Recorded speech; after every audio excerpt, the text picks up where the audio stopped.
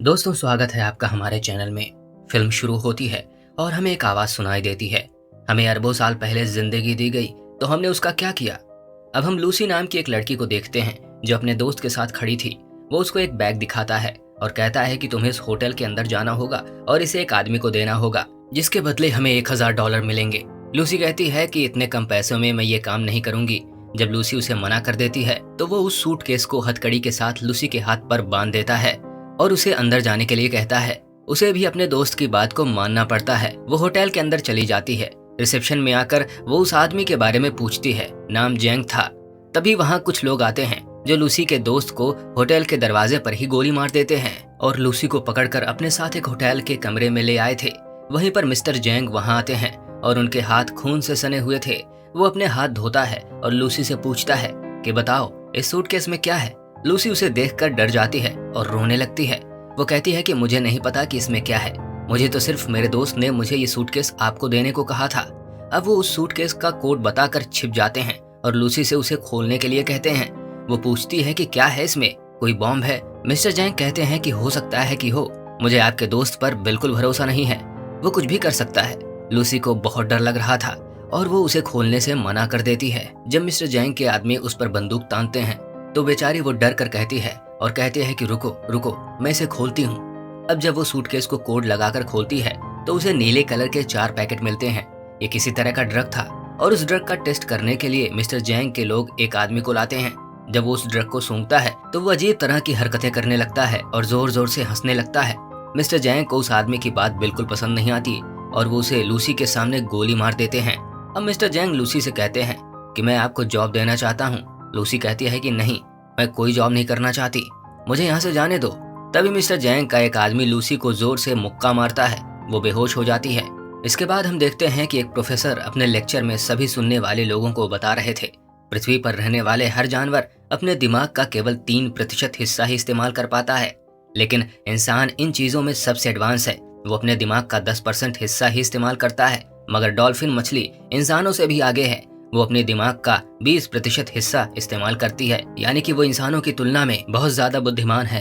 Professor का कहना यह है कि अगर कोई इंसान अपने दिमाग का 20% इस्तेमाल करता है तो वो अपने जिस्म को पूरी तरह से कंट्रोल कर सकता है, और अगर इंसान का दिमाग 40% तक काम करना शुरू कर दे तो वो सामने वाले व्यक्ति को भी कंट्रोल कर सकता है। ऑडियंस में बैठा एक लड़का पूछता है, सर अगर कोई इंसान अपने दिमाग का 100% इस्तेमाल कर ले तो क्या होगा। प्रोफेसर कहते हैं, इस बारे में तो मैं खुद भी नहीं जानता कि क्या होगा। उधर जब लूसी को होश आया तो उसके पेट पर पट्टियां बंधी हुई थीं और उसे दर्द हो रहा था। वो सोचती है शायद उन लोगों ने उसके जिस्म का कोई हिस्सा निकाल लिया है। जब वो बाहर जा रही थी तो कुछ लोग वहां आते हैं जो उसे पकड़कर अपने साथ ले जाते हैं। वो उसे मिस्टर जैंग के सामने लाते हैं। लूसी उनसे पूछती है कि आपने मेरे साथ क्या किया, बताओ। तभी वहां पर एक डॉक्टर कहते हैं, चिंता मत करो, हमने तुम्हारे साथ कुछ भी नहीं किया है, हमने तुम्हारे पेट को काटकर ड्रग का एक पैकेट रख दिया है। अब 3 और लोगों को वहां लाया जाता है जिनके पेट में इसी ड्रग को रखा गया था। दरअसल इन चारों को अलग अलग जगहों पर इस ड्रग को डिलीवर करना था, और अगर इनमें से किसी ने भी चालाकी करने की कोशिश की तो इनकी फैमिलीज को मार दिया जाएगा। जैंग के लोग उनके चेहरे पर कपड़ा बांधकर इन्हें ले जाते हैं। इसके बाद लूसी खुद को एक बंद कमरे में पाती है जहां पर वो आदमी था जिसके लिए लूसी उस ड्रग को लाई थी, लेकिन वो उसके साथ बदतमीजी करने की कोशिश करता है। जब वो उसे मना करती है तो अब वो आदमी लूसी को मारने लगता है। वो उसे नीचे गिराकर उसके पेट में जोर जोर से लात मारता है, जिस वजह से लूसी के पेट में जो पैकेट था वो फट जाता है और ड्रग उसके खून में मिल जाता है। ड्रग के खून में शामिल होने से उसके शरीर में अजीब चीजें होने लगी थीं। वो तड़पने लगती है और उसका शरीर हवा में उड़ने लगता है। जब उसे होश आता है तो लूसी नॉर्मल हो जाती है। वो पहले जैसी लूसी नहीं रही। जब वो आदमी फिर से उसके पास आता है जो पहले उसके साथ बदतमीजी करने की कोशिश कर रहा था, तो वो उसे बहुत मारती है और उस जगह से बाहर आ जाती है। वो बाहर आती है और वहां बैठे सभी लोगों को मार देती है। इस लड़ाई में लूसी को भी गोली लग जाती है, लेकिन वो बड़े ही आराम से उस गोली को अपने जिस्म से अपने ही हाथ से बाहर निकाल देती है। ऐसा लग रहा था जैसे उसे कोई दर्द महसूस ही नहीं हो रहा था। अब लूसी उस जगह से बाहर निकलकर अपने गन से कुछ और लोगों को मार देती है। फिर वो टैक्सी लेकर हॉस्पिटल पहुंचती है जहां पर कुछ डॉक्टर एक मरीज का ऑपरेशन कर रहे थे। वो स्क्रीन पर जब मरीज के दिमाग को देखती है तो वो उस आदमी को मार देती है और डॉक्टर से कहती है कि ये आदमी वैसे भी मरने वाला था। लेकिन लूसी को कैसे पता चला कि वो मरने वाला है। शायद ये उस ड्रग का असर था और उसका दिमाग अब 20% काम कर रहा था। वो डॉक्टर पर गन तानती है और कहती है कि मेरे पेट में ड्रग का एक पैकेट है, जल्दी से मेरा ऑपरेशन करो और ड्रग को बाहर निकालो। गन देखते ही डॉक्टर डर जाता है। उसके पास लूसी की बात मानने के अलावा और कोई रास्ता नहीं बचता। जिसके बाद लूसी अपनी मॉम को फोन करती है और कहती है कि मॉम, मैं सब कुछ महसूस कर पा रही हूँ। ये हवा, जमीन की आवाज, मेरे अंदर की आवाज, सब कुछ, यहाँ तक कि मुझे अपने बचपन की सारी बातें भी याद हैं कि मैं कैसे बड़ी हुई। लूसी अपनी माँ से बात करते हुए रोने लगती है और वो उनका शुक्रिया करना चाहती है कि उन्होंने उसे इतना प्यार दिया। डॉक्टर अब उसका ऑपरेशन करते हैं और उसके पेट से एक पैकेट बाहर निकालते हैं, CPH4 ड्रग, वो भी इतनी मात्रा में। डॉक्टर ये सोचकर हैरान और परेशान थे कि अगर ये पदार्थ लूसी में मिलाया गया है तो वो अभी तक जीवित कैसे है। लूसी डॉक्टर से कहती है कि मैं लंबे समय तक जीवित नहीं रह सकती। वो अब ठीक हो जाती है और जैंग के पास वापस जाती है और एक एक करके उसके सभी आदमियों को मार देती है। उसके बाद वो जैंग के पास जाकर उसके दोनों हाथों में चाकू घोंप देती है और उससे पूछती है कि मुझे बताओ कि बाकी के आदमी कहाँ पर हैं जिनके पेट में तुमने ड्रग रखा था। लेकिन जब जैंग उसे कोई जवाब नहीं देता तो वो उसके दिमाग को पढ़ना शुरू कर देती है, जिससे लूसी को उन आदमियों की लोकेशन के बारे में पता चल जाता है जहां उन्हें भेजा गया था। दरअसल लूसी का दिमाग उस ड्रग की वजह से हद से ज्यादा काम कर रहा था। यहाँ तक वो ये भी देख सकती थी कि पेड़ जमीन से कैसे उगते हैं और वो कैसे अपनी खुराक लेते हैं। अब लूसी अपने दोस्त के घर जाती है जहाँ पर उसका लैपटॉप इस्तेमाल करके उस प्रोफेसर के बारे में पता करती है जिसे हमने कहानी की शुरुआत में देखा था, जो दिमाग पर लेक्चर दे रहे थे। उनका नाम शैमुएल था, जो पिछले 20 सालों से मानव दिमाग पर रिसर्च कर रहे थे। वो उनके बारे में सब पता करके उन्हें कॉल करती है। लूसी उन्हें बताती है कि मैंने आपकी वेबसाइट पर 7000 पेजेस को पढ़ लिया है। मैंने आपके सारे रिसर्च पढ़े हैं जो मुझे जुबानी याद हैं, लेकिन प्रोफेसर सैमुएल उसकी बातों पर यकीन नहीं करते हैं।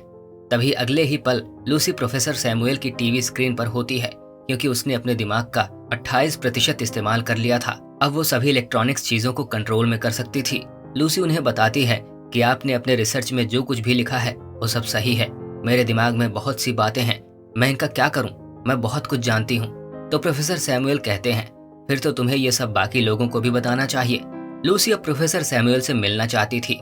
सबसे पहले वो अपना गेटअप बदलकर एयरपोर्ट जाती है, जहां उसे वो आदमी मिलते हैं जिनके पेट में जैंग ने ड्रग रखवाया था। वो ये सब बात पुलिस को बताती है और साथ ही उनके स्क्रीन पर उनकी तस्वीरों को भी भेज देती है, जिसके बाद पुलिस अपना काम शुरू कर देती है और उन लोगों को पकड़ लेती है। लूसी ने जब अपने दिमाग का 40% इस्तेमाल कर लिया था, उसके बॉडी में जो सेल्स थी वो टूटने लगती हैं और उसकी त्वचा जलने लगती है।